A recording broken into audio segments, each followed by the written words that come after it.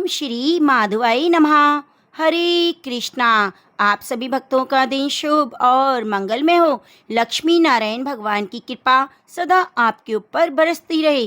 प्रिय भक्तजनों, आज बैसाख मास के शुक्ल पक्ष की सप्तमी तिथि है और दिन रविवार है। हर तिथि महीने में 2 बार आती है। अगर सप्तमी तिथि रविवार के दिन आए तो उसे भानु सप्तमी, विजय सप्तमी के नाम से जाना जाता है। हमारे हिंदू धर्म में भानु सप्तमी का विशेष महत्व बताया गया है। जो भी व्यक्ति भानु सप्तमी के दिन व्रत रखता है, व्रत कथा को सुनता है, सूर्य देव की उपासना करता है, सूर्य देव के मंत्रों का जाप करता है, सुबह जल्दी उठकर स्नान करके सूर्य देव को ओम भास्कराय नमः, ओम आदित्याय नमः, ओम सूर्याय नमः जैसे मंत्रों से उनको अर्घ देता है, गायत्री मंत्र का जाप करता है तो उस पर सूर्य देव की असीम कृपा प्राप्त होती है। नवग्रह में सूर्य देव को ही प्रथम स्थान प्राप्त है और सूर्य देव हमारे प्रत्यक्ष देवता है। सूर्य देव को आरोग्यदायक कहा गया है। इस व्रत का एक महत्व यह भी है कि जो भी व्यक्ति भानु सप्तमी का व्रत रखता है तो उसके घर से दुख कलह कलेश दूर हो जाते हैं और आपसी प्रेम में वृद्धि होती है।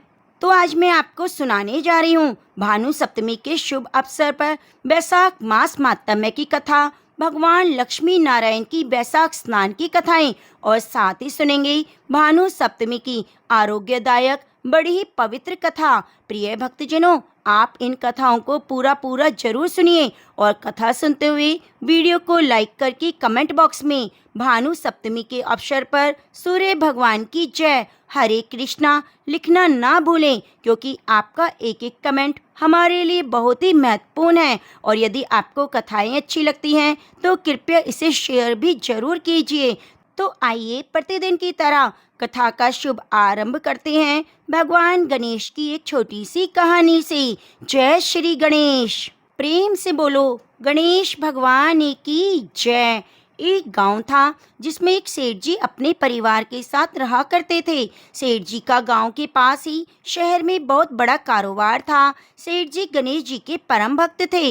वे पूरी श्रद्धा और विश्वास के साथ नियमित रूप से गणेश जी की पूजा करते। तो गणेश जी की कृपा से सेठ जी के घर में अन्न धन के भंडार सदैव भरे रहते। उनके जीवन में किसी भी प्रकार की कोई कमी नहीं थी। नित्य प्रतिदिन वे नियम से नदी पर स्नान करने जाते और आकर गणेश जी की पूजा करते, उन्हें भोग लगाते। गणेश जी की पूजा करने के बाद स्वयं भोजन किया करते थे। वह उनका रोजाना का नियम था। पर यह बात सेठानी को बिल्कुल अच्छी नहीं लगती। वह धर्म नहीं करती थी, न ही भगवान में विश्वास रखती। सेठ जी को रोजाना ऐसा करने के लिए मना करती, लेकिन सेठ जी सेठानी की बात पर ध्यान नहीं देते। एक दिन की बात है, सेठानी सोचने लगी, यह गणेश जी को इतना मानते हैं और कहते हैं सब कुछ गणेश जी ने दिया है, हमेशा इनकी पूजा करते हैं। पत्थर की पूजा करने से कुछ नहीं होता। आज मैं गणेश जी को यहाँ से उठा लेती हूँ, फिर देखती हूँ वह गणेश की पूजा कैसे करेंगे। बिना पूजा किए कितने दिन भूखे रहेंगे। तो यह सोचकर सेठानी दूसरे दिन जब सेठ जी नदी पर स्नान करने लिए जाते हैं तो पीछे से गणेश जी की मूर्ति को उठा लेती है और बगीचे में ले जाकर जमीन में दबा देती है। अब सेठ जी नदी से स्नान करके आते हैं तो देखते हैं मंदिर में गणेश जी की मूर्ति नहीं। तो वे सेठानी से पूछते हैं, गणेश जी की मूर्ति मंदिर में नहीं। तो सेठानी बोली, मुझे मालूम नहीं, आपको पता है मेरी इन सब चीज़ों में रुचि नहीं। तो सेठ जी परेशान होकर सारे घर में गणेश जी की मूर्ति को ढूंढने लगे, पर उन्हें मूर्ति नहीं मिली। सेठानी ने कहा, आप भोजन कर लो और काम पर जाओ। सेठ जी ने कहा, आज तक मैंने कभी भी गणेश जी को भोग लगाए बिना भोजन नहीं किया, तो आज भी नहीं करूँगा। सेठ जी अंजल त्याग देते हैं और मन ही मन गणेश भगवान को याद करने लगते हैं। कहने लगे, हे प्रभु, मुझे लगता है आप मुझसे नाराज हो। मेरी ही पूजा पाठ में कोई कमी रह गई थी, इसलिए आप मुझे छोड़कर कहीं चले गए। हे भगवान, अगर मुझसे कोई गलती हो गई तो मुझे माफ़ कर दो और अपनी कृपा दृष्टि मुझ पर बरसाओ, मुझे दर्शन दो। सेठ जी ने प्रण कर रखा था कि जब तक गणेश जी दर्शन नहीं देंगे वे अन्न जल ग्रहण नहीं करेंगे। तो इसी तरह पूरा दिन निकल गया। रात्रि में सेठ जी गणेश जी को याद करते हुए सो गए। तो सेठ जी की सच्ची भक्ति से गणेश भगवान प्रसन्न हो गए और सेठ जी को सोए हुए नींद में दिखाई देने लगे। जैसे गणेश जी ने भगवान एक चूहे के साथ खेल रहे हैं और चूहे को खाने के लिए लड्डू देते हैं, तो यह चूहा लड्डू लेकर उछलता कूदता हुआ बगीचे में चला जाता है और वहां जाकर जमीन को खोदने लगता है और वहीं पर लड्डू डाल देता है। तो अचानक से सेठ जी की नींद खुल गई। वे सोचने लगे, मुझे इस तरह का सपना क्यों आया। फिर वे खड़े होकर बगीचे में चले जाते हैं और उसी जगह को जाकर खोदते हैं जिस जगह को अपने सपने में चूहे को लड्डू दबाते हुए देखा था। तो जैसे ही थोड़ी सी मिट्टी हटाई तो हटाते ही एक कपड़े के अंदर लपेटे हुए गणेश जी महाराज की मूर्ति मिल गई। तो यह देखकर सेठ जी तो बहुत खुश हुए और मूर्ति को लाकर नहला धुलाकर मंदिर में विराजमान कर दिया और पूजा पाठ करने लगे। घंटी की आवाज़ सुनकर सेठानी की नींद खुल गई और वह उठकर आई कि सेठ जी को क्या हो गया। तो इस तरह रात में ही घंटी बजा रहे हैं। तो सेठानी उठकर मंदिर में आकर देखती है तो गणेश जी की मूर्ति वहाँ पर विराजमान थी और सेठ जी पूजा पाठ कर रहे थे। तो यह देखकर सेठानी को बड़ी हैरानी होती है और हाथ जोड़कर सेठ जी से माफ़ी मांगती है। गणेश जी को छिपाने वाली सारी बात सेठ जी को बता देती है। तो सेठ जी कहते हैं, अब तो तुम्हें विश्वास हो गया कि यह सब कुछ गणेश भगवान ने दिया है। तो सेठानी शर्मिंदा होते हुए कहती है, मुझसे बहुत बड़ी गलती हो गई। आज के बाद मैं भी तुम्हारे साथ रोजाना नियम से गणेश जी की पूजा किया करूंगी। उसी दिन से सेठ और सेठानी प्रेम पूर्वक पूरी श्रद्धा भाव से गणेश भगवान की पूजा करने लगे।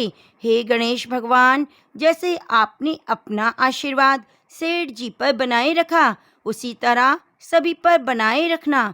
जो भी आपकी पूजा पाठ करे, इस कथा को सुने, उसकी सभी मनोकामनाएं पूरी करना। तो प्रेम से बोलिए गणेश भगवान की जय। अब आइए सुनते हैं भानु सप्तमी की बड़ी ही पवित्र कथा।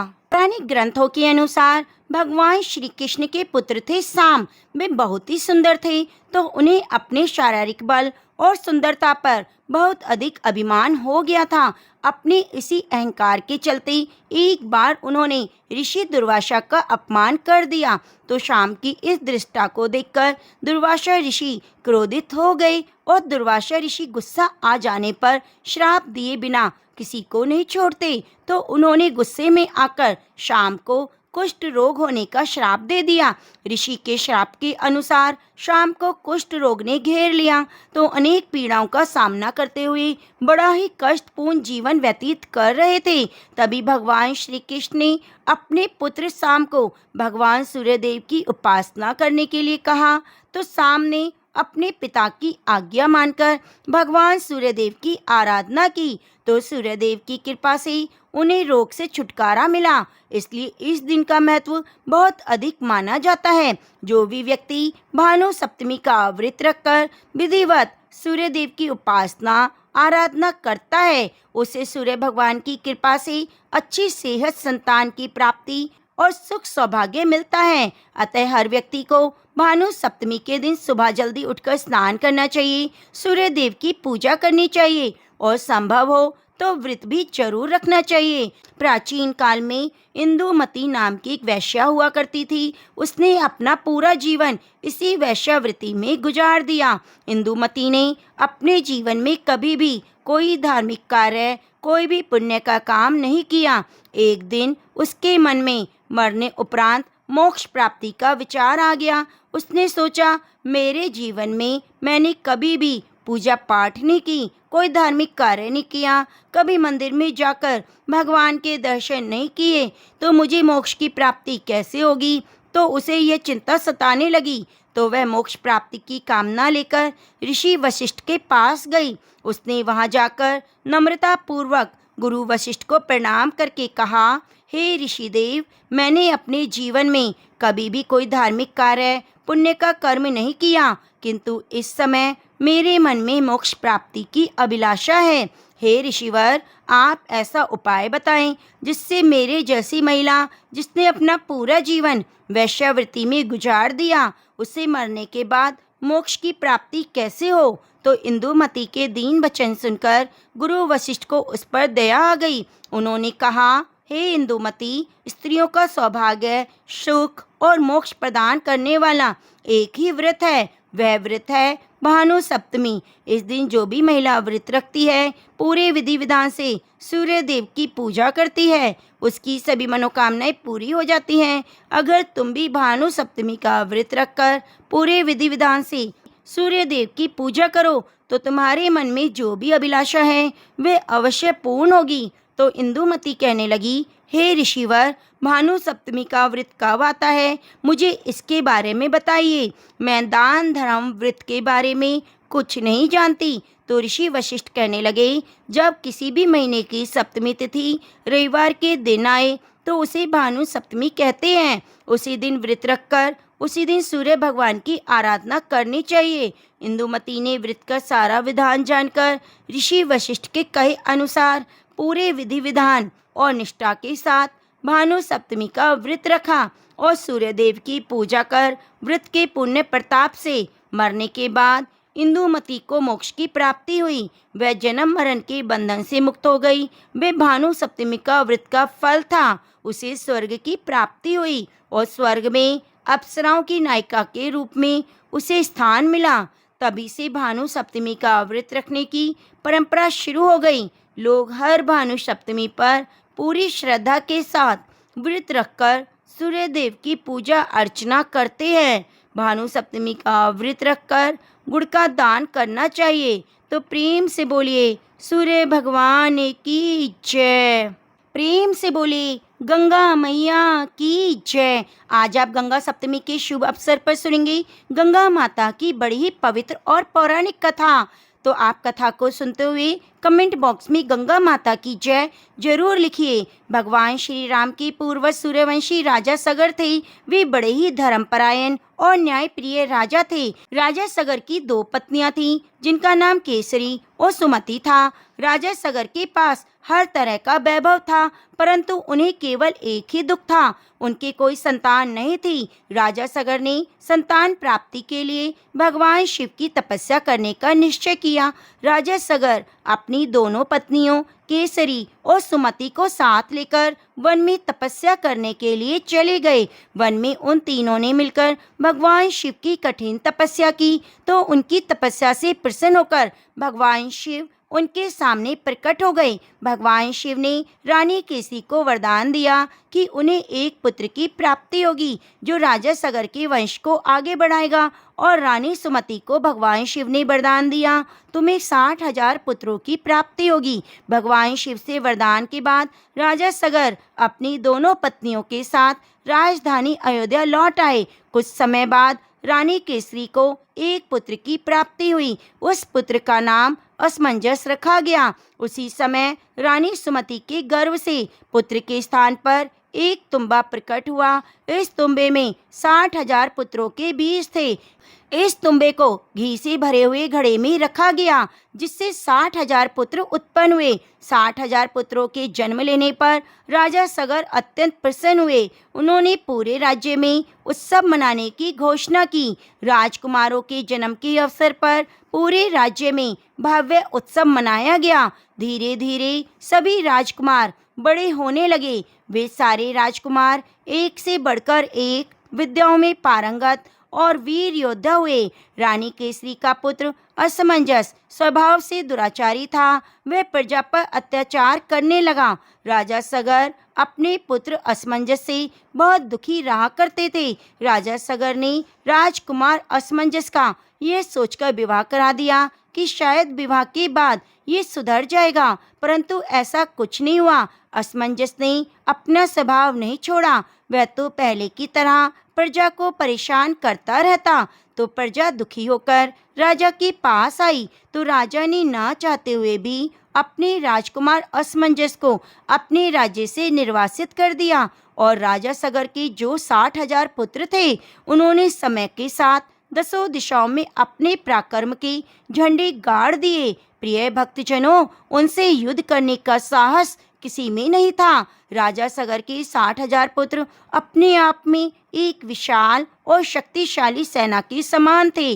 अपने बलशाली पुत्रों को देखकर राजा सगर बहुत हर्षित होते और दूसरी ओर राजकुमार असमंजस, जिसको राजा ने देश निकाला दिया, उसकी पत्नी ने बहुत ही सुंदर पुत्र को जन्म दिया, जिसका नाम अंशुमान रखा गया। बड़ा होने पर असमंजस का पुत्र अंशुमान सदाचारी और पराक्रमी हुआ। एक दिन राजा सगर ने अपने राज्य का विस्तार करने के लिए अश्वमेध यज्ञ करने का विचार किया।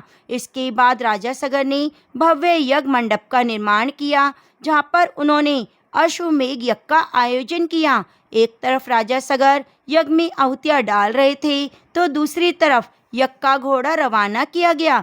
यज्ञ का घोड़ा कई राज्यों की सीमाओं से होकर गुजरा। उन राज्य के राजाओं ने किसी ने भी घोड़े को रोकने का साहस नहीं किया, क्योंकि यज्ञ के घोड़े को रोकने का अर्थ था अयोध्या की शक्तिशाली सेना से युद्ध करना। कोई भी राजा अयोध्या की सेना से युद्ध नहीं करना चाहता था, इसलिए सभी राज्य के राजाओं ने राजा सगर से दोस्ती कर ली। राजा सगर का अश्वमेध यज्ञ पूरा होने वाला था, तब स्वर्ग के राजा इंद्र को अपना सिंहासन जाने का खतरा सताने लगा। तो इंद्र ने राजा सगर के अश्वमेध यज्ञ को पूरा होने से रोकने के लिए रात्रि के अंधकार में यज्ञ के घोड़े को कपिल मुनि के आश्रम में छिपा दिया। अगले दिन सुबह जब यज्ञ का घोड़ा दिखाई नहीं दिया, तो उसकी खोज शुरू की गई। घोड़े को खोजने के लिए दसों दिशाओं में सेनाओं की टुकड़ियां रवाना की गईं। बहुत खोज करने के बाद जब यज्ञ का घोड़ा नहीं मिला, तो राजा सगर ने अपने 60,000 पुत्रों को घोड़े की खोज में भेजा। राजा सगर के पुत्रों ने भी दसों दिशाओं में घोड़े की खोज की और खोजते खोजते कपिल मुनि के आश्रम में पहुंच गए। कपिल मुनि उस समय साधना में लीन थे। राजकुमारों ने आश्रम की खोज की तो वहां पर घोड़ा बंधा हुआ दिखाई दिया। राजकुमारों ने सोचा कि कपिल मुनि ने ही उनका घोड़ा चुराया है, अब साधना में लीन होने का ढोंग कर रहे हैं। यह सोचकर सभी राजकुमार कपिल मुनि को भला बुरा कहने लगे, उन्हें चोर कहकर संबोधित करने लगे। कोलाहल सुनकर कपिल मुनि की साधना भंग हो गई। राजकुमारों को कपिल मुनि के ताप सामर्थ्य का कोई ज्ञान नहीं था। जैसे ही कपिल मुनि की साधना टूटी, तो सारे राजकुमार उन्हें और भी अपशब्द कहने लगे, उन्हें चोर कहकर पुकारने लगे। वे सारे मिलकर कपिल मुनि को दंड देना चाहते थे। यह सुनकर कपिल मुनि को गुस्सा आ गया और उन्होंने गुस्से में आकर उसी क्षण 60,000 सगर के पुत्रों को भस्म होने का श्राप दे दिया। कपिल मुनि के श्राप से वे सभी उसी क्षण जलकर भस्म हो गए। सभी राजकुमारों के जलने की खबर अब राजा सगर को मिली, तो उन्हें बहुत ही दुख हुआ। उनके पूरे राज्य में शोक की लहर छा गई। राजा सगर ने अपने पुत्र अंशुमान को बुलाया और उन्हें कपिल मुनि के पास पुत्रों की तरफ से क्षमा याचना करने के लिए भेज दिया। अंशुमान कपिल मुनि के आश्रम पर गए और उन्हें प्रणाम किया और उनसे अपने चाचाओं की तरफ से क्षमा याचना की। साथ ही कपिल मुनि से अपने चाचाओं की मुक्ति का मार्ग भी पूछा। तब कपिल मुनि ने अंशुमान को बताया, केवल एक ही रास्ता है, गंगा जी के पावन जल से तर्पण करने के बाद इनको मुक्ति मिल सकती है। इतना कहकर कपिल मुनि ने अंशुमान को यज्ञ का घोड़ा लौटा दिया। घोड़ा लेकर अंशुमान राजा सगर के पास पहुंचे और सारी बात कह सुनाई। इसके बाद दुखी मन से राजा सगर ने अपने यज्ञ को पूरा किया। यज्ञ पूरा करने के बाद राजा सगर ने अपना राज्य अंशुमान को दे दिया और स्वयं अपने पुत्रों की मुक्ति के लिए गंगा जी को स्वर्ग से लाने के लिए वन में तपस्या करने चले गए। राजा सगर ने कई वर्षों तक वन में पितामह ब्रह्मा जी की घोर तपस्या की। तपस्या करते करते राजा सगर स्वर्ग सिधार गए। जब इस बात का पता अंशुमान को चला तो उन्हें बहुत दुख हुआ। इसके बाद अंशुमान ने भी अपना राजपाट अपने पुत्र दिलीप को सौंप दिया। स्वयं तपस्या करने वन में चले गए। अंशुमान ने भी गंगा जी को धरती पर लाने के लिए कठिन तपस्या की, परंतु वे भी सफल नहीं हुए। उनकी भी मृत्यु हो गई। जब राजा दिलीप का पुत्र भागीरथी बड़ा हुआ, तब राजा दिलीप ने अपना राज्य पुत्र भगीरथ को सौंप दिया और स्वयं घोर तपस्या करने वन में चले गए। परंतु राजा दिलीप को भी सफलता नहीं मिली। तप करते करते उनकी भी मृत्यु हो गई। भगीरथ के कोई संतान नहीं थी, इसलिए राजा भगीरथ ने अपना राज्य अपने मंत्रियों को सौंप दिया और स्वयं तपस्या करने हिमालय पर गए। राजा भगीरथ ने भी पितामह ब्रह्मा की कई सालों तक तपस्या की। अंततः पितामह ब्रह्मा जी भगीरथ की तपस्या से प्रसन्न हो गए और प्रसन्न होकर भगीरथ से वरदान मांगने को कहा। तब भगीरथ ने कहा, हे परमपिता ब्रह्मा जी, यदि आप मेरी तपस्या से प्रसन्न हैं तो मुझे वरदान दें। मेरे पूर्वज महाराजा सगर के 60,000 पुत्रों को गंगा जी के पावन जल के द्वारा मुक्ति प्राप्त हो। मुझे संतान प्राप्ति का वरदान दीजिए, जिससे मेरा वंश चलता रहे। पितामह बोले, तुम्हारी संतान प्राप्ति की इच्छा अवश्य पूरी होगी, परंतु गंगा जी धरती पर अवतरित नहीं हो सकती। इसमें एक समस्या है। तो राजा भगीरथ पूछने लगे, गंगा जी की धरती पर अवतरित होने में क्या विधान है? तो पितामह कहने लगे, भगीरथ, जब गंगा जी स्वर्गलोक से पृथ्वी पर आएंगी तो उनका वेग इतना विशाल होगा कि पृथ्वी उसे संभाल नहीं पाएगी और गंगा जी पृथ्वी को चीरकर पाताल लोक में चली जाएंगी। इसलिए गंगा जी के वेग को संभालने के लिए तुम्हें कठोर तपस्या करके भगवान शिव को प्रसन्न करना होगा। केवल वे ही गंगा जी के वेग को संभाल सकते हैं। यह कहकर पितामह ब्रह्मा जी अंतर्ध्यान हो गए। तो पितामह की बात सुनकर राजा भगीरथ ने हार नहीं मानी। उन्होंने उसी समय से उसी स्थान पर भगवान शिव को प्रसन्न करने के लिए कठोर तपस्या शुरू कर दी। फिर कई वर्षों की कठोर तपस्या के बाद भगवान शिव प्रसन्न हुए और प्रकट होकर कहने लगे, राजा भगीरथ, मैं तुम्हारी तपस्या से प्रसन्न हूँ, मांगो क्या वरदान मांगते हो। तो शिव जी के दर्शन पाकर भगीरथ बहुत प्रसन्न हुआ और प्रणाम करके कहने लगा, भगवान, मुझे गंगा जी को पृथ्वी पर लाना है और मेरे पूर्वजों का तर्पण करना है। इसके लिए मुझे आपकी सहायता की जरूरत है। तो भगवान शिव कहने लगे, हम तुम्हारी तपस्या से प्रसन्न हैं। हम तुम्हारे मनोरथ को पूर्ण करेंगे। तुम्हारी मनोकामना पूरी करने के लिए गंगा जी को अपने शीश पर धारण करेंगे। जब गंगा जी को पता चला कि उन्हें पृथ्वी पर जाना है तो वे बहुत क्रोधित हुई, क्योंकि वे देवलोक को छोड़कर पृथ्वी पर नहीं जाना चाहती थी। गंगा जी ने निश्चय किया वे अपने प्रचंड वेग से भगवान शिव को भी बहाकर पाताल में ले जाएंगी। यह सोचकर गंगा जी ने प्रचंड वेग से भगवान शिव के शीश पर उतरी। भगवान शिव गंगा जी के अहंकार को भांप गए। भगवान शिव ने गंगा जी के वेग को अपनी जटाओं में समेट लिया। गंगा जी का पूरा प्रयास करने के बाद भी भगवान शिव की जटाओं से मुक्त नहीं हो सकी। तब राजा भगीरथ ने देखा गंगा जी भगवान शिव की जटाओं में विलीन हो गई। तो भगीरथ ने गंगा जी को भगवान शिव की जटाओं से मुक्त करवाने के लिए फिर से शिव जी की तपस्या की। तो राजा भगीरथ की तपस्या से प्रसन्न होकर भगवान शिव ने गंगा जी को अपनी जटाओं से मुक्त कर दिया। शिव जी की जटाओं से मुक्त होकर गंगा जी की प्रचंड धारा राजा भगीरथ के पीछे पीछे चलने लगी। भगीरथ गंगा जी की धारा को लेकर उस स्थान पर बढ़ने लगे जहाँ उनके 60,000 पूर्वज भस्म हो गए थे। गंगा जी की धारा भी उनके पीछे पीछे आ रही थी। उनके मार्ग में आने वाले सभी राजा, देव, दानव, यक्ष, किन्नर गंगा जी का स्वागत कर रहे थे। जो भी गंगा जी के जल का स्पर्श करता उसका उद्धार हो जाता।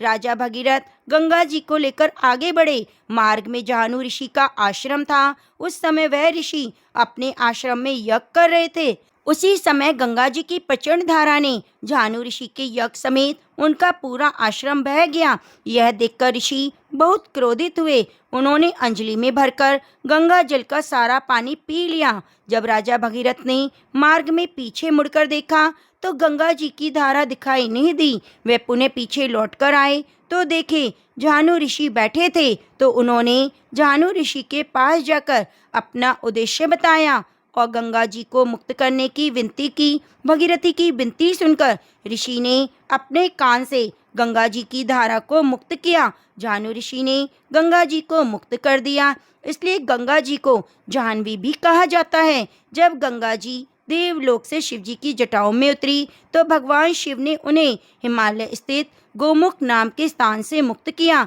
तो गोमुख से भगीरथ गंगा जी को सर्वप्रथम हरिद्वार लाए थे।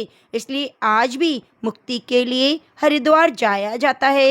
हरिद्वार से प्रयागराज, काशी, पाटलिपुत्र होते हुए राजा भगीरथ कपिल मुनि के आश्रम आए, जहाँ उनके पूर्वजों की भस्म पड़ी हुई थी। भस्म को गंगा जी के पवित्र जल का स्पर्श पाते ही राजा भगीरथ के 60,000 पूर्वजों को मुक्ति मिल गई। यह देखकर राजा भगीरथ ने माँ गंगा को कोटि कोटि नमन किया। महाराजा सगर के पुत्रों को मुक्ति प्रदान करके गंगा जी की पवित्र धारा गंगा सागर के नाम से समुद्र में जा मिली। आज भी माँ गंगा की यह पवित्र धारा इसी मार्ग से बह रही है, पतितों का उद्धार कर रही है। तो प्रेम से बोलो हर हर गंगे। अब आइए आपको सुनाते हैं गंगा यमुना की प्राचीन कथा। प्राचीन समय की बात है। एक गांव था जिसमें दो बहनें रहा करती थी। एक का नाम था गंगा, दूसरी का नाम था यमुना। दोनों बहनें किसी साहूकार के खेत से गुजर रही थी। तो यमुना ने खेत में से 13 दाने जौ के तोड़ लिए और गंगा को दिखाने लगी। तो गंगा कहने लगी, यमुना तूने ये क्या किया? तूने चोरी की, इसका दोष तुझे लगेगा। तो यह सुनकर यमुना घबरा गई और कहने लगी, बहन मेरा यह पाप कैसे उतरेगा? गंगा कहने लगी, तू अब ऐसा कर, जिस साहूकार का यह खेत है उसके घर जाकर 12 साल तक नौकरी कर, तभी तेरा पाप धुलेगा और इसे मुक्ति मिलेगी। यह सुनकर यमुना साहूकार के घर चली गई। वहां जाकर साहूकार से कहने लगी, मुझे काम पर रख लो। तो साहूकार को काम वाली की जरूरत थी। उसने कहा, ठीक है बेटा, तुम क्या क्या काम कर सकती हो?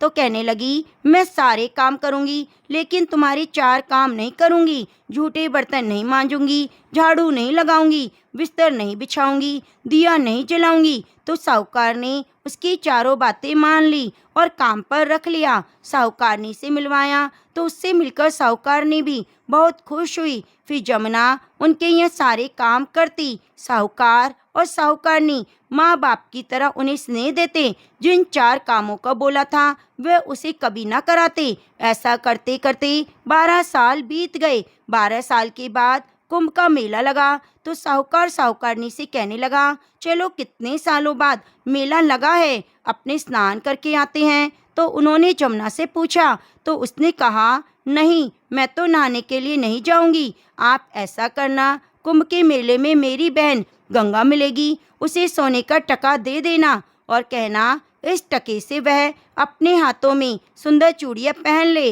वे दोनों उस टके को लेकर चल पड़े। कुंभ के मेले में पहुंच गए। वहां स्नान के बाद जब गंगा से मिले तो सोने का टका दे दिया और कहा, ये तुम्हारी बहन ने भेजा है। उसने कहा था अपने हाथों के लिए सुंदर चूड़ियां खरीद लेना। यह देखकर गंगा बहुत खुश हुई।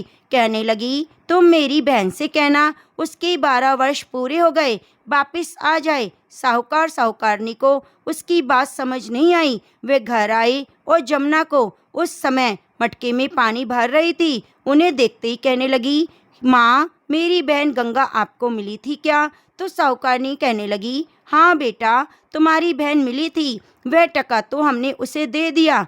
उसने कहा था मेरी बहन के 12 साल पूरे हो गए, इसलिए वापिस आ जाए। अब क्या बात थी? इतना सुनते ही यमुना तो सहस्त्र धारा में बदल गई और बहने लगी। यमुना का यह रूप देखकर साहूकार साहूकारनी हैरान हो गए कि हमारे घर में यमुना माता ने 12 साल काम किया तो हमें अब दोष लग गया, हम पाप के भागी हो गए, हमारा पाप कैसे उतरेगा? यमुना बहकर गंगा के पास गई तो गंगा ने यमुना से कहा, तुम साहूकार साहूकारनी को कुछ कहकर आई हो या ऐसे ही आ गई? यमुना कहने लगी, मैं तो कुछ भी बताकर नहीं आई, तुम्हारा समाचार पाते ही मैं तो बिना बताए आ गई। गंगा ने कहा, तुम वापिस जाओ, उन्हें दिलासा देकर आना, नहीं तो वे जीवन भर असंतुष्ट रहेंगे। तुम्हें इस तरह बिना बताए नहीं आना चाहिए था।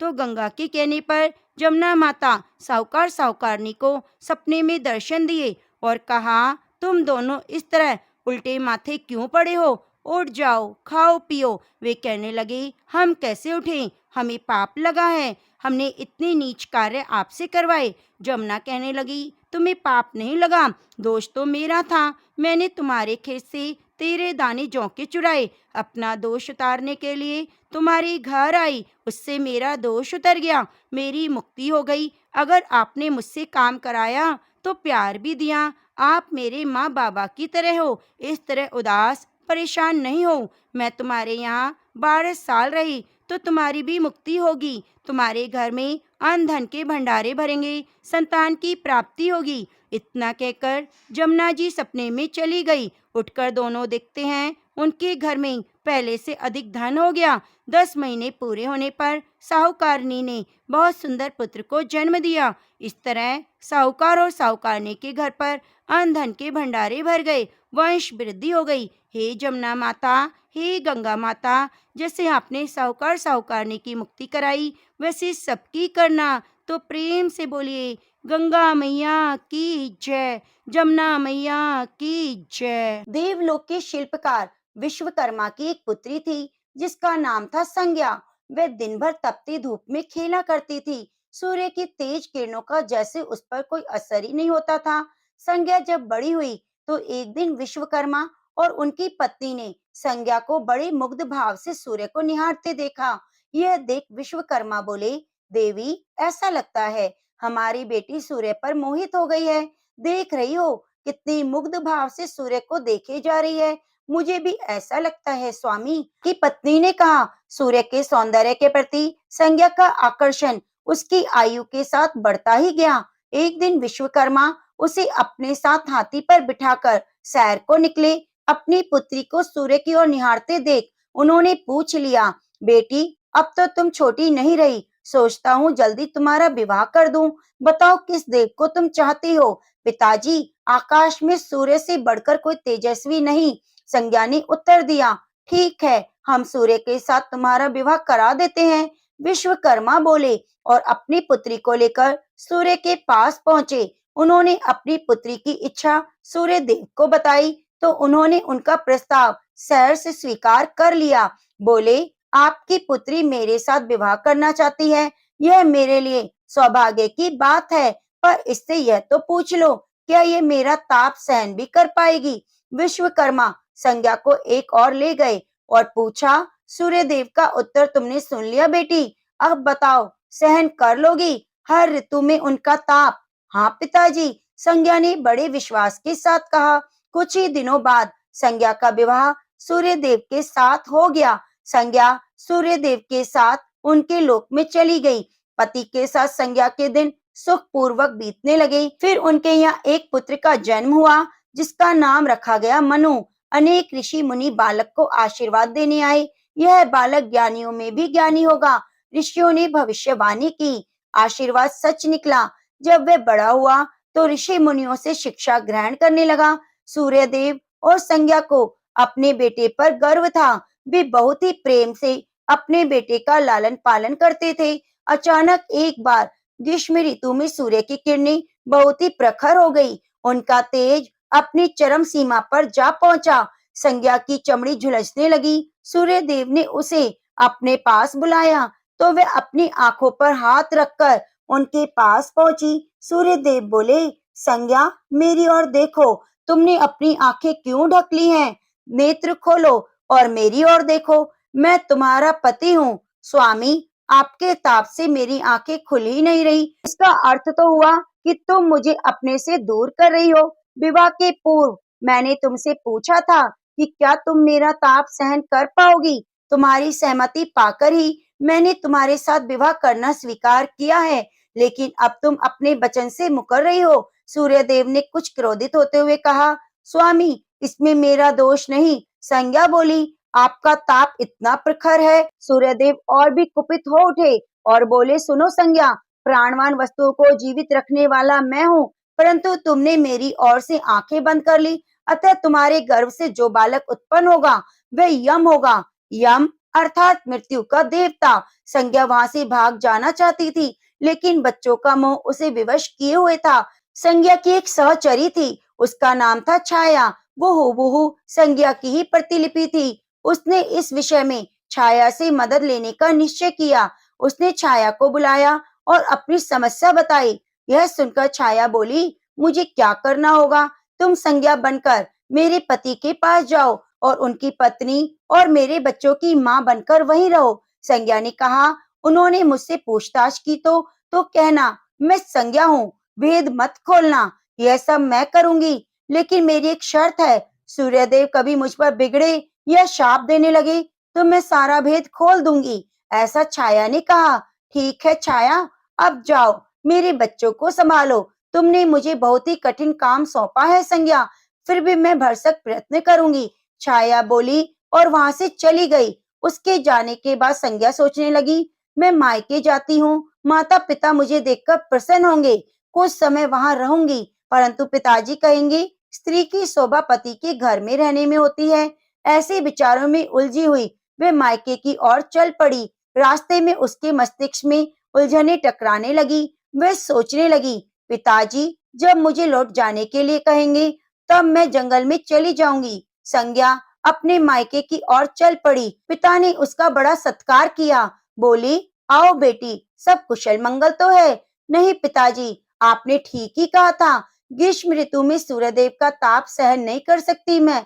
संज्ञा कुछ दिन वहां सुख से रही। एक दिन पिता ने उससे कहा, संज्ञा तुम्हारे आने से मुझे बहुत ही खुशी हुई है, परंतु विवाह हो जाने के बाद स्त्री को मायके में अधिक समय तक नहीं रहना चाहिए। अब तुम अपने पति के घर जाओ, फिर कभी हमसे मिलने आ जाना।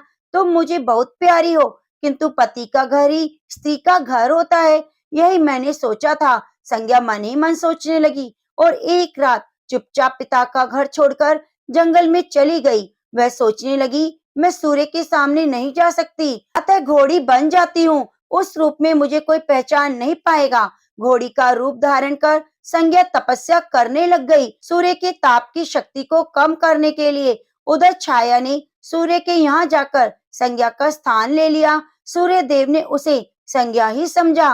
वे बोले, तुम लौट आई।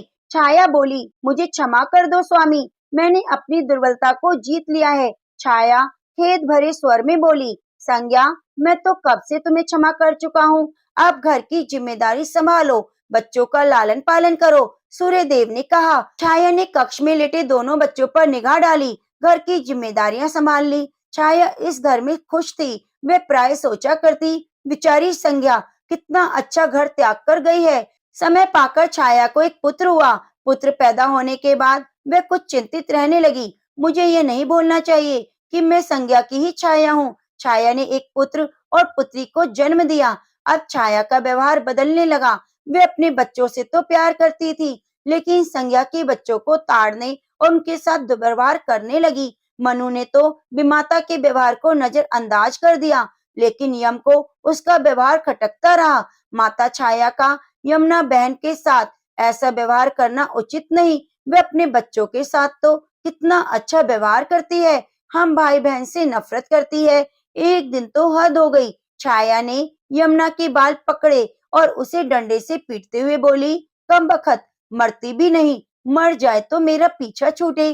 जब छाया कुछ देर तक यमुना को पीटती रही तो यम से रहा नहीं गया। उसने जाकर छाया का हाथ पकड़ लिया और गुस्से से बोला, बस माता, अब तुमने यमुना पर हाथ उठाया तो मुझसे बुरा कोई नहीं होगा। अच्छा, तेरी यह हिम्मत, मुझे धमकी देता है। ठहर, आज तेरे पिता से शिकायत करूंगी। छाया क्रोध से सिहर उठी। छाया ने इस डर से तो सूर्यदेव से शिकायत नहीं की कि कहीं उसका भेद उजागर ना हो जाए, लेकिन यम और यमुना ने तंग आकर अपने पिता से उनकी शिकायत अवश्य ही कर दी। पिताजी, यह स्त्री हमारी माँ नहीं है। हाँ पिताजी, पुत्र माता से विमुख हो सकता है, परंतु माता की ममता कभी कम नहीं होती। यमुना भी बोल उठी, मैं देख लूंगा, तुम जाओ, डरो नहीं, ये सब ठीक हो जाएगा। ऐसा कहकर सूर्यदेव ने बच्चों को धैर्य बंधाया, लेकिन बच्चों के जाते ही वे सोच में पड़ गए। बच्चे ठीक कहते हैं, ये अवश्य ही कोई मायाविनी है। सूर्यदेव गुस्से में भरकर छाया के पास पहुंचे और उसके केश पकड़कर झकझोरते हुए बोले, सच बताओ, तुम कौन हो, अन्यथा मैं तुम्हें कठोर दंड दूंगा। ठहरिए स्वामी, भय से छाया कांपती हुई बोली, मैं संज्ञा हूँ, आपकी देखभाल का भार किसी को सौंपे बिना नहीं जाना चाहती थी, इसलिए उसने मुझे आपके पास भेज दिया है। वे कहाँ गई? सूर्यदेव ने पूछा। अपने पिता के यहाँ सूर्यदेव सीधे विश्वकर्मा के पास पहुंचे और उनसे पूछा, संज्ञा कहाँ है? वे तुम्हारे तेज से बचने के लिए यहाँ आई थी। विश्वकर्मा ने बताया, अब कहाँ है? मैंने ध्यान करके पता किया कि उसने घोड़ी का रूप ले लिया है और जंगल में घूमती रहती है और तुम्हारे तेज को घटाने के लिए तपस्या कर रही है। विश्वकर्मा ने बताया, तो आप मेरा तेज घटा दीजिए, फिर उसे खोजने के लिए चलते हैं। सूर्यदेव बोले। विश्वकर्मा ने सूर्यदेव के तेज का 8वां भाग छांट दिया, जिससे उनका तेज घट गया। फिर उसे खोजने के लिए वे चल देते हैं। सूर्यदेव बोले। विश्वकर्मा ने सूर्यदेव के तेज का 8वां भाग छांट दिया, जिससे उनका तेज घट गया। फिर वे दोनों संज्ञा को खोजने निकले। उन्होंने राहगीरों से पूछा कि तुमने इधर कोई घोड़ी देखी? हाँ, एक विलक्षण घोड़ी को हमने नदी के पास विचरण करते देखा है, राहगीरों ने बताया। उसमें विलक्षण क्या बात है? वह घोड़ी मानवी भाषा में बोलती है। विश्वकर्मा देव बोले, वह अवश्य ही संज्ञा होगी। सूर्यदेव ने कहा। सूर्य घोड़ी के निकट पहुंचे और कहा, संज्ञा, मैं सूर्य हूँ, तुम्हारा पति। अब एक घोड़ी का रूप त्याग दो। जब तक मेरी मनोकामना पूरी नहीं होगी, मैं ये रूप नहीं त्यागूंगी। घोड़ी बनी संज्ञा ने उत्तर दिया, तुम्हारी मनोकामना भी पूरी हो गई। सूर्यदेव ने कहा, सूर्यदेव ठीक कहते हैं बेटी। विश्वकर्मा बोले, मैंने इनके तेज का 8वां भाग काट दिया है। पिता से आश्वासन पाकर संज्ञा ने अपना घोड़ी वाला रूप त्याग दिया और स्वाभाविक रूप में आ गई। हर्ष और विभोर से अपने पिता से लिपट गई और फूट फूट कर रोने लगी। फिर उसने झुककर सूर्यदेव के पांव छुए और अपने बच्चों की सकुशल पूछी। मनु, यमुना अब फिर से अपनी माँ से मिल गए। सूर्यदेव ने मुस्कुराकर कहा, मैं अब कभी भी अपना घर नहीं त्याग कर जाऊंगी, ऐसा संज्ञा कहती है। आप छाया को क्षमा कर दीजिए, अपने साथ ही रखना। का मिलन देखकर विश्वकर्मा ने उन्हें अपना आशीर्वाद दिया और कहा, सुख शांति से अपने बच्चों के साथ रहिए। तो प्रेम से बोलिए, सूर्य भगवान की जय। प्रेम से बोलिए, बैसाख मास की जय। प्रिय भक्तजनों, अब आइए सुनते हैं बैसाख मास मातम्य की कथा। यदि आपने पीछे के अध्याय नहीं सुने, कृपया चैनल पर प्रसारित सभी अध्यायों को जरूर सुन लीजिए। अपने कुल देवी देवता और गौरी पुत्र गणेश का ध्यान करते हुए इस कथा को सुनिए। श्रुति देव जी कहने लगे, शंख ऋषि और व्याघ्र उसको इस प्रकार देखकर बड़े विस्मय से पूछने लगे, तुम कौन हो? किस पाप से तुम इस योनि में प्राप्त हुए? किस शुभ कर्म से तुम्हारी देह शुद्ध हुई है और अकस्मात मुक्ति कैसे हो गई? शंख के इस प्रकार पूछने पर वह पृथ्वी पर दंडवत कर सिर झुकाकर हाथ जोड़कर कहने लगा, मैं कुशीद मुनि का पुत्र, रोचक नाम वाला, प्रयागराज का ब्राह्मण था। आसन, शयन, निद्रा, लोकचर्या, ब्याज लेना, यही मेरा काम था। मेरा किसी के प्रति श्रद्धा नहीं थी। इस तरह मेरा बहुत सा समय व्यतीत हो गया। एक समय भगवान के प्रिय बैसाख मास में जयंत नाम का एक ब्राह्मण आया। वो क्षेत्र के रहने वाले बहुत से हजारों स्त्री पुरुष उसी बैसाख मास की कथा सुनने लगे। सब लोग प्रातः समय स्नान कर मन लगाकर उसकी कथा सुनते। वे केवल कौतुक देखने के लिए उस सभा में जाया करता था। मैं सिर पर पगड़ी बांध पान चबाकर बड़े दम्भ के साथ वहां जाकर लोगों से इधर उधर की बातें करके और उनका मन कथा से हटाता। उसी दोष के कारण मेरी बुद्धि नष्ट हो गई, अवस्था क्षीण हो गई और सन्निपात से मेरे प्राण नष्ट हो गए। यमदूत मुझको पकड़कर बड़े भयंकर नरक में ले गए। मैं वहां 14 मनवंतर तक अनेक दुख भोगता रहा। उसके बाद 84 लाख योनि भोगकर इस वृक्ष के कोटर में बैठा हूँ। देव योग से आपके मुख से निकली हुई कथा को सुनकर मेरे सभी पाप नष्ट हो गए। अब सर्प की योनि छोड़ दिव्य देह धारण कर आपकी शरण में आया हूँ। मैं नहीं जानता आप मेरे पूर्व जन्म में कौन हैं, बंधु हैं। मैंने तो कभी किसी का कोई उपकार नहीं किया, फिर सज्जनों का कैसा संग हुआ। आप मुझ पर कृपा करें, जिससे मेरी बुद्धि धर्ममय हो जाए, भगवान के चरणों की प्रीति बनी रहे, क्योंकि सज्जनों की संगति कभी वृथा नहीं जाती। मुझसे कभी अधर्म ना हो, नहीं अहंकार हो। मैं सदैव दरिद्र ही रहूं, क्योंकि दरिद्री आपके लिए भजन रूप है। इस प्रकार स्तुति कर हाथ जोड़ मुनीश्वर के आगे खड़ा हो गया। शंख मुनि ने बड़े प्रेम से उसको उठाया और उसके स्पर्श मात्र से सब पाप नष्ट हो गए। फिर दिव्य रूपधारी ब्राह्मण पर कृपा करके सब वृतांत कहने लगे। हे ब्राह्मण, वैशाख मास में भगवान विष्णु का महात्म्य सुनने मात्र से तेरे सभी पाप नष्ट हो गए। तू कर्म से अतिवाहित लोकों को जाकर फिर दर्शन देश में ब्राह्मण के घर में जन्म लेगा और वे शर्मा नाम से प्रसिद्ध होकर सभी विद्याओं में निपुण होगा। प्रत्येक जन्म में तुझे जाति अस्मृति रहेगी। तू संपूर्ण इच्छाओं को त्याग कर वैशाख विष्णु के प्रिय धर्म को करेगा। निष्प्रिय गुरु भक्त जितेंद्रिय होकर उस जन्म में सदैव भगवान की कथा सुनने में तत्पर रहेगा। इस प्रकार तुम सिद्धि को प्राप्त हो जाओगे। सभी बंधनों से मुक्त होकर योगियों को भी दुर्लभ मोक्ष पद को प्राप्त करोगे। डरो मत, मेरी कृपा से तेरा कल्याण होगा। जो किसी प्रकार श्रद्धाहीन होकर भी भगवान के नाम का स्मरण करता है, वह भी निर्मल होकर मुक्त हो जाता है। जो श्रद्धा पूर्वक जितेंद्रिय होकर सुनते हैं, फिर उनका कहना क्या।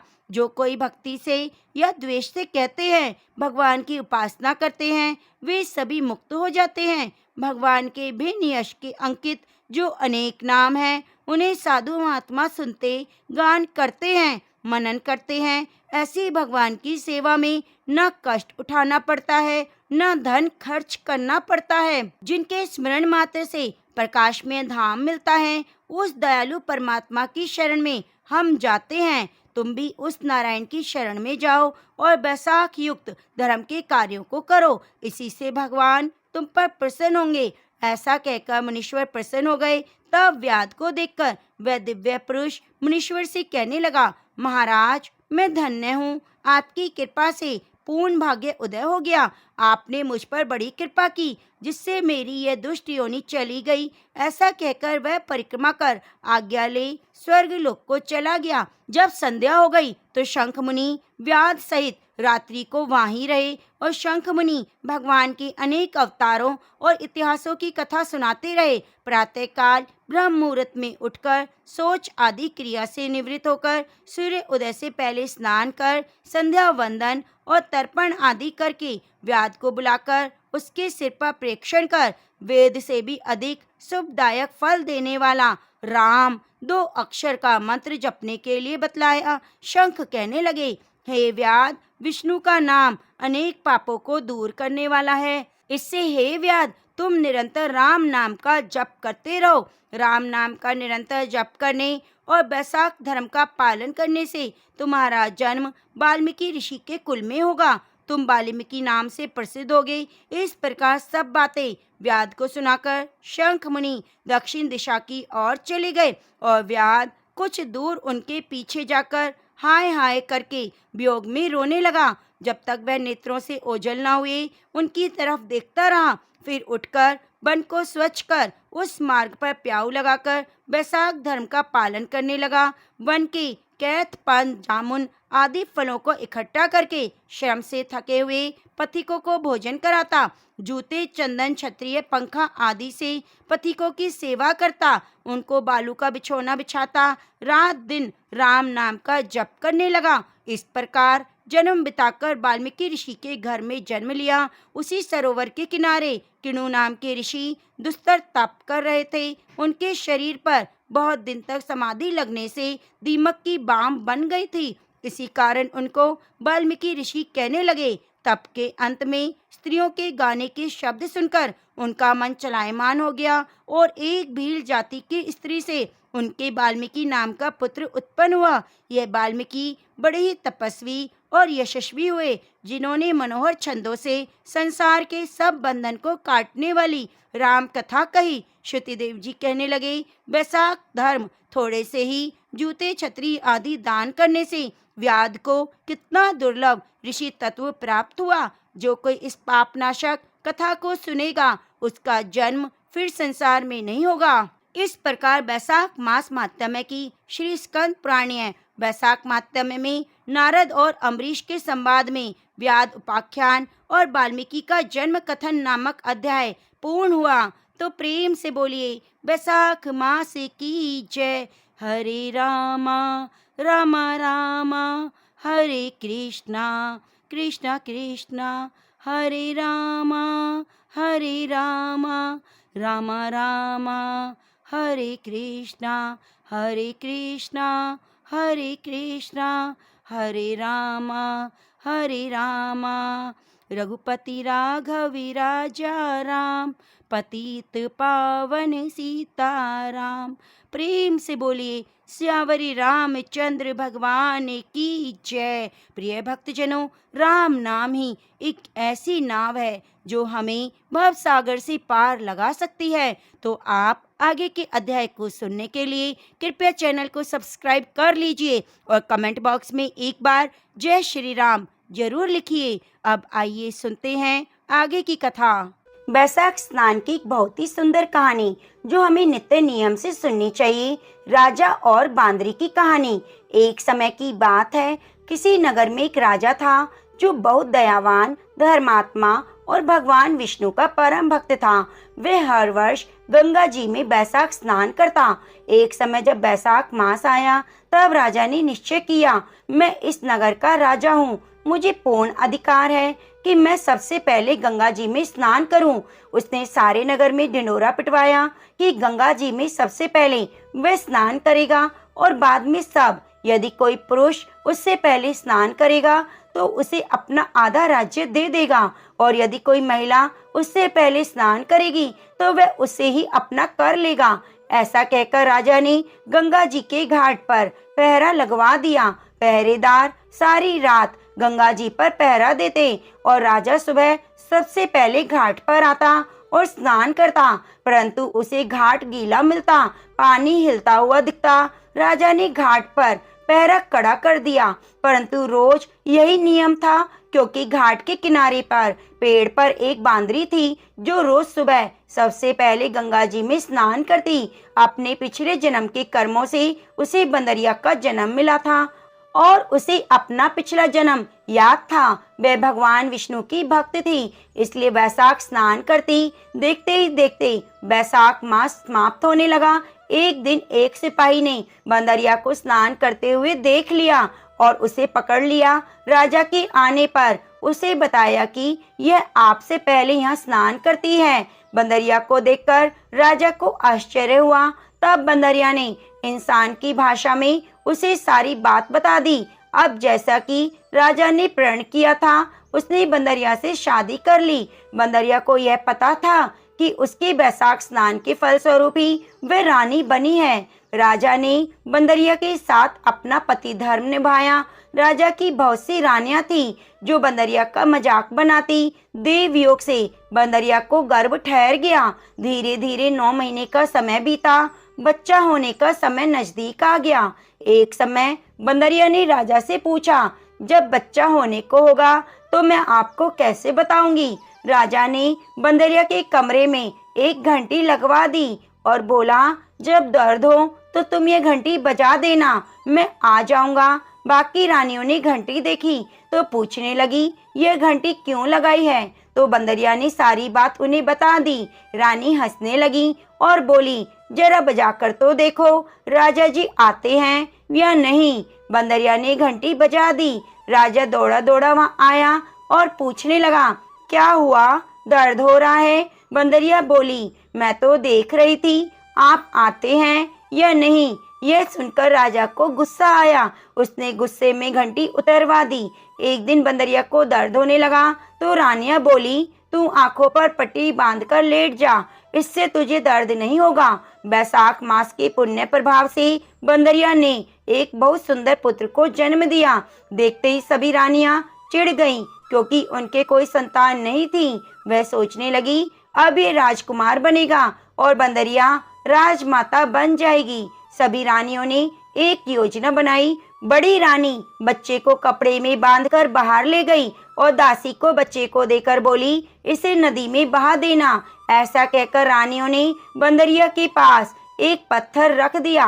जब राजा आया और पूछने लगा, क्या हुआ, तब रानियां बोली, इस बंदरिया ने पत्थर जना है। पत्थर देखकर राजा ने सोचा, जब बाकी रानियों को ही बच्चा नहीं हुआ तो इस बंदरिया को कैसे होगा। उधर जब दासियां बच्चे को नदी में बहाने लगी तो उनसे ऐसा ना हो सका।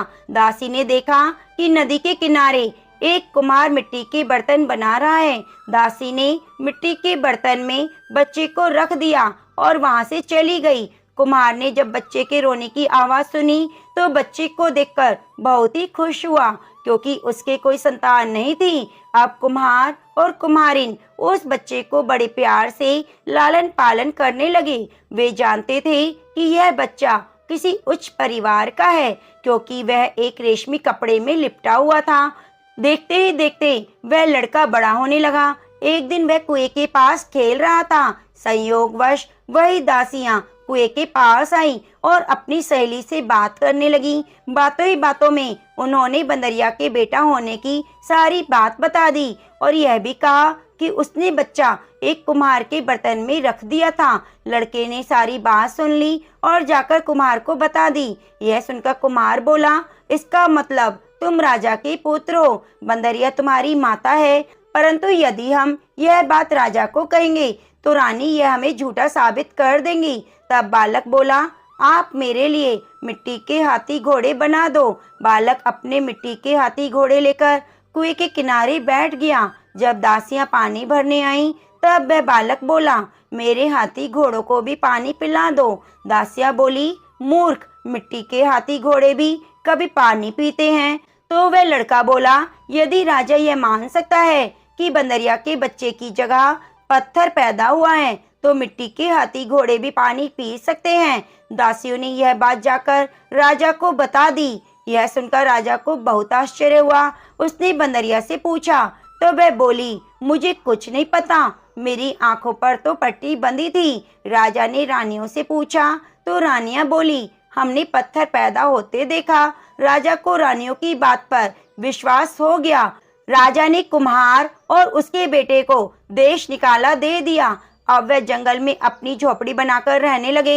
एक दिन योजना बनाकर वह लड़का मिट्टी के घड़े में पानी भरकर और पेड़ के नीचे आकर आग जलाकर पीपल के पेड़ पर चढ़कर बैठ गया। कुछ ही देर में जंगल में नगर की कुछ लड़कियां आई, लकड़ी काटने लगी। थकान से उन्हें प्यास लगने लगी। उन्होंने पेड़ पर बैठे उस लड़के को देखा तो उससे पानी मांगने लगी। तो वह बोला, पानी के बदले में तुम्हें मेरा एक काम करना होगा। मेरा गमछा पकड़कर तुम्हें मेरे पीछे पीछे चलना होगा। प्यास से व्याकुल होकर लड़कियों ने हाँ कर दी। गमछा पकड़कर उसके पीछे पीछे चलने लगी। लड़के ने पीपल की और अग्नि के चक्कर लगाना शुरू कर दिया। फिर उन्हें पानी पिला दिया। पानी पीकर सभी लड़कियां अपने अपने घर चली गईं।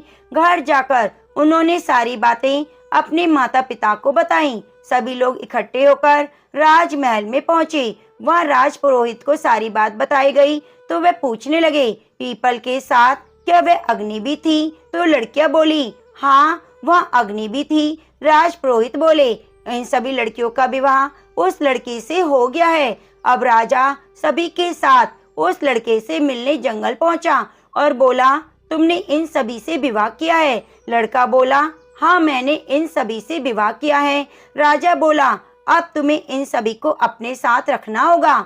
लड़का बोला, मैं तो जंगल में यहाँ वहाँ घूमता हूँ, मेरे पास घर नहीं, कहाँ रखूंगा? तब राजा ने लड़के से कहा, तुम मेरे साथ चलो, मैं तुम्हारे लिए घर बनवाऊंगा जहाँ तुम इनके साथ रह सकते हो। देखते ही देखते उसका घर तैयार हो गया और सभी पत्नियों को एक पुत्र रतन की प्राप्ति हुई। अब लड़के ने राजा को रानियों के साथ भोजन पर आमंत्रित किया। राजा सभी रानियों के साथ घर गया परंतु बंदरिया को नहीं ले गया। तब लड़के ने पूछा, आप अपनी छोटी रानी को क्यों नहीं लाए? राजा बोला, उसे समझ नहीं, वे बाहर आती जाती नहीं। लड़के की आग्रह करने पर बंदरिया को बुलवाया गया।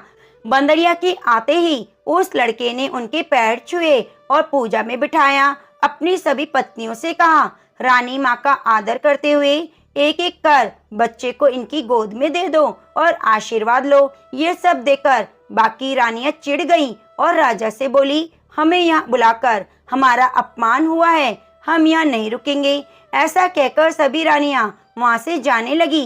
तभी लड़का बोला, यह मुझे जन्म देने वाली मेरी माँ है। राजा बोला, यह तुम क्या कह रहे हो?